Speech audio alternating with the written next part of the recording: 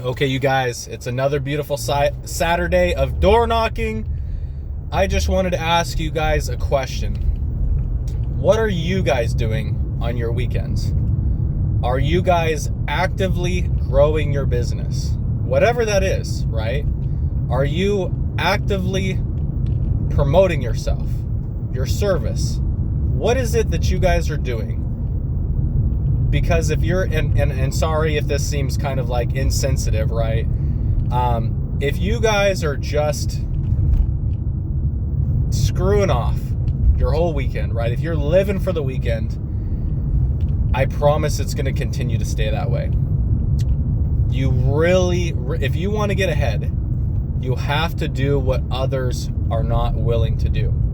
And I promise you, there is a lot of people on their weekends that are just hanging out, having some beers with the fellas, going out golfing, going out doing whatever, right? Fishing on the river with the boat. And look, I'll be the first person to admit that is way better than door knocking on a beautiful Saturday.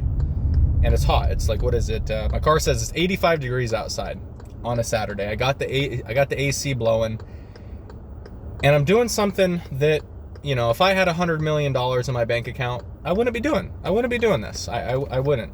But I'm trying to get ahead. I'm trying to get rich. I'm trying to build wealth.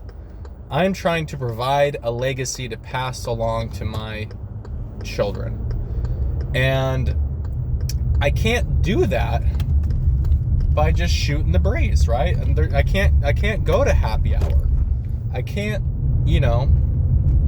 spend a day on the boat. Sorry, Henry. Henry, if you're watching this, I love you. This guy keeps inviting me to come out on his boat.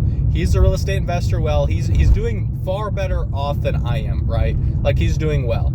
And I told him, I was like, Henry, I love that idea. I want to mastermind with you. I want to spend an entire day hanging out on the boat. But I got to grind, right? Like, I'm not where you're at yet. So I just got to keep grinding. And yes, every time he calls, I'm picking up the phone. I want to talk to that guy. I want to be around people like that. And I will. I promise, Henry, I will make time to go hang out with you on the boat. But I have a goal right now, and my goal is to grind. I'm trying to achieve something, and I can't do it by just hanging out, right? I need to be making money. Profit-generating activities. You should always prioritize those first.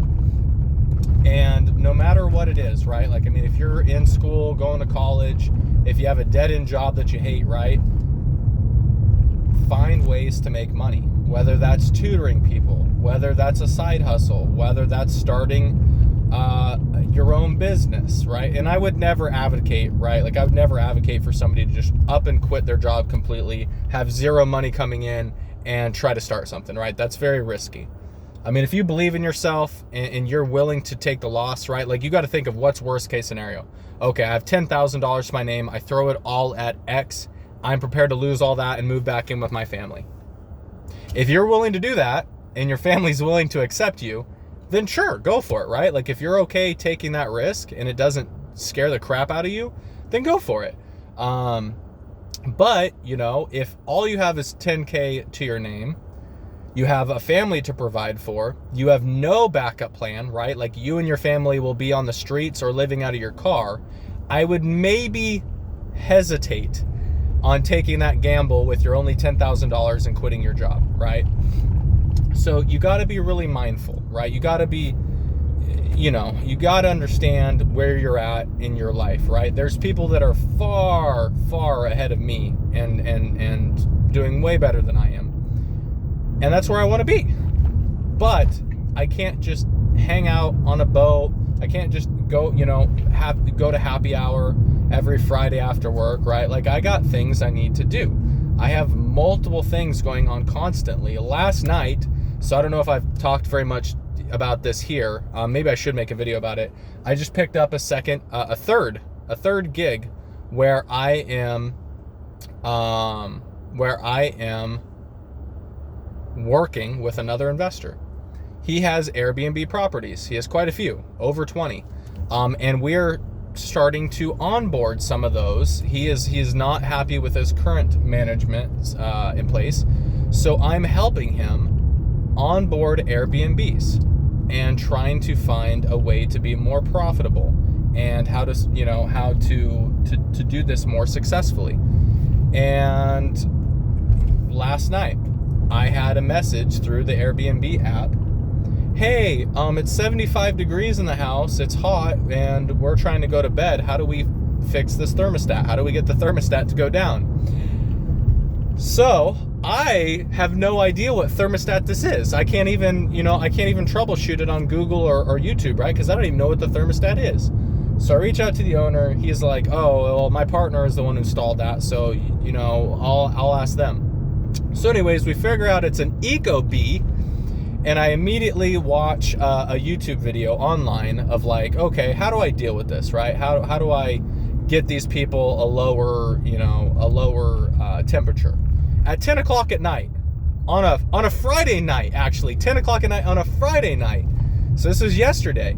And I had to respond immediately. I said, oh my gosh, that's so terrible. I'm sorry that you guys are trying to go to sleep and you interrupted me at 10 o'clock at night on a Friday. But I had to be ready for that, right? I have to be ready to respond, right? We need to make sure these guests are happy, have an amazing experience. 5-star experience all the time, every day. So we figured it out. I gave them the solution. They fixed it within 5 minutes. We had a solution. They figured it out, and they said, hey, thank you guys so much. Have a great night. Likewise, happy customer, problem solved. Boom. That's the type of stuff that you need to be doing at 10 o'clock at night on a Friday. Or again, if it happens again tonight on a Saturday at 10 o'clock at night, I'm going to be there to respond. I need to answer these questions because I'm getting paid, right? Like, I'm making money by doing this. So I need to make sure.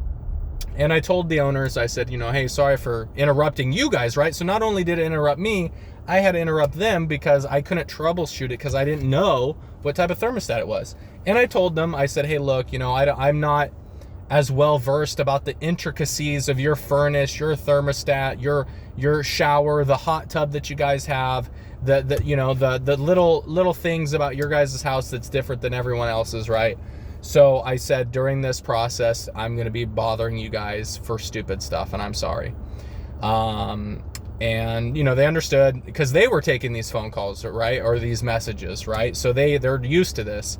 And I said, by reaching out to me, and with me working to help you guys, we're going to be solving some of these problems. So, and that's on top of everything else I do, right? I'm door knocking on the weekends. I'm cold calling. I just had the fourplex that I was trying to wholesale in Kelso, Washington. Just fell through. I made a little video about that. That really sucks. All that work, all that effort, the buyer's money for the inspection and the appraisal.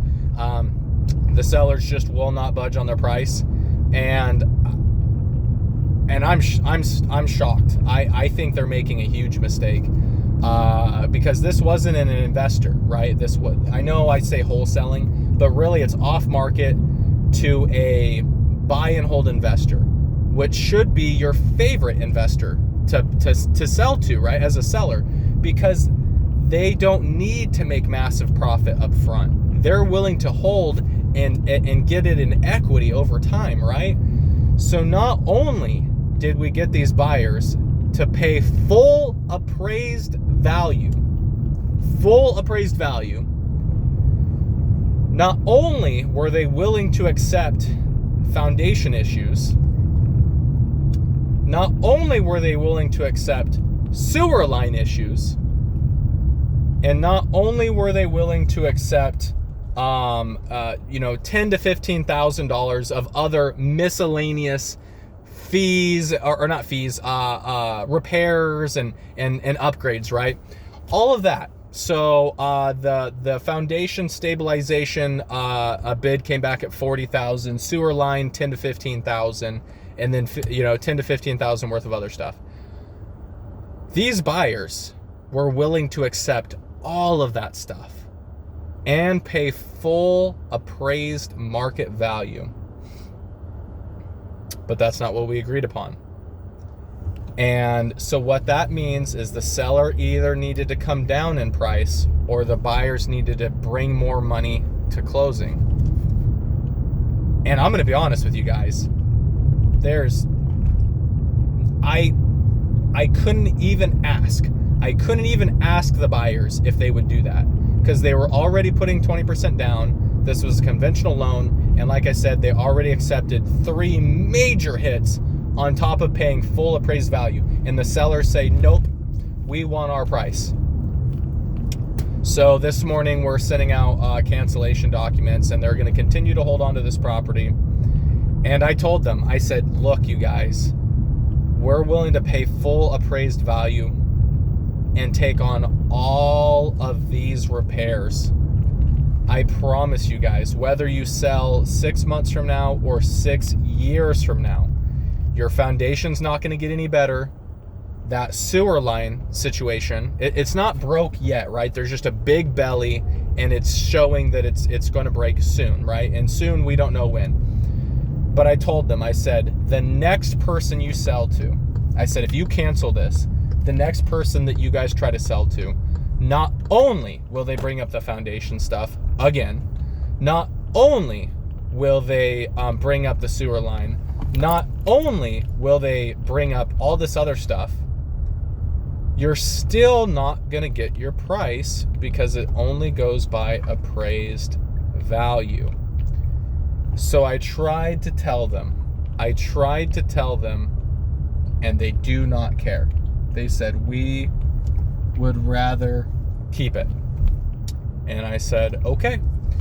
So I'm just going to be honest with you guys, and I hope the sellers aren't watching my YouTube videos, but if they are, I'm just going to say that's pretty stubborn. That they had a really solid buyer, and you know, and if they said anything about not wanting to pay, you know, right, commission or pay you know, a wholesale fee or whatever, right? They're just going to pay it to the next person, right? They're going to, when they get their realtor involved, they're going to pay it again, and they're going to be on the market forever because they're stubborn. So yeah, I don't know where I was going with this whole video, you guys. I'm sorry, this is maybe another little rambly, you know. And hey, and if you guys don't like these, let me know. If you hate my crazy ramblings and you want me to like script something and not be driving around and be at my house and kind of give you guys like a really solid video where I do some research, feel free to tell me that too. If you guys don't like these videos, just sharing my experience as an investor, as a wholesaler, you know, if you guys want to see different videos, just let me know. Okay, you guys, peace.